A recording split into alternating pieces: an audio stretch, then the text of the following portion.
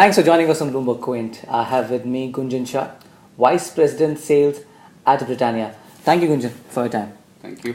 And how is the distribution channel adjusting to the GST since you're expanding to areas that are facing challenges, migrating to the GST and network? Right. So I think I would say that 90% of that adjustment is largely done. There's some teething issues still left in terms of I believe, and that's not only for Britannia or only for FMCG, because the GST and portal, the final filing of returns, there's still some amount of modification. The composition scheme the government has just changed, etc. So that's basically those final fine tuning that's happening.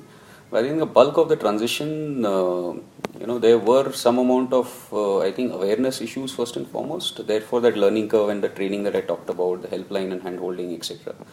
The other thing that was there is that as far as the first line of customers go, which is distributors, I think they transited reasonably well.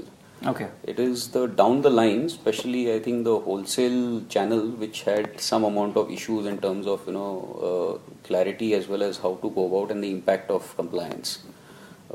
I think progressively as the months have gone by with July and probably by about second half of August, I think people managed to reconcile to how to go about getting to adjusted to it.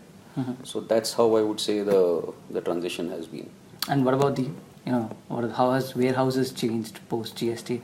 Are you seeing the plan to reduce the number of warehouses now? So, I think while the GST does allow for now, the boundaries that were created by the states boundaries, right? So GST being a national tax, etc., and one tax, right? It allows for basically now you being able to cross borders seamlessly as long as you have the right documentation and invoices in place. Right. The only, I don't think Britannia will have a very large implication on it. We have done a comprehensive study on this, right, along with some external consultants, where the supply chain team did an extremely large study on this. And because we are a freight heavy kind of a business, right, wherein freight is a large component of our business model, so we need to be as close to the customer as possible. So I don't foresee too much of changes in terms of rationalization of warehouses, maybe a few shutting down, maybe a few, becoming a little larger, etc.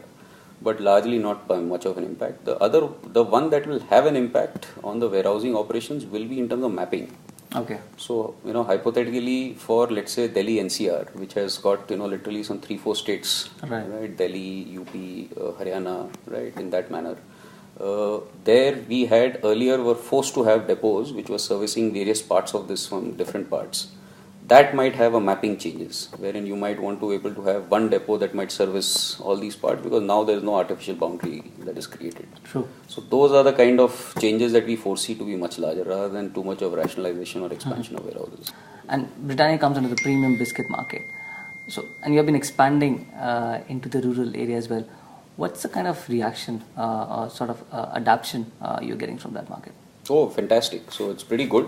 What's also aided this entire thing, one is that, what's also aided this entire thing is that we have also tried to work as a sales and marketing team together to basically also develop propositions that attract consumers in the rural markets, right? Where, the per ticket price might be a little lower.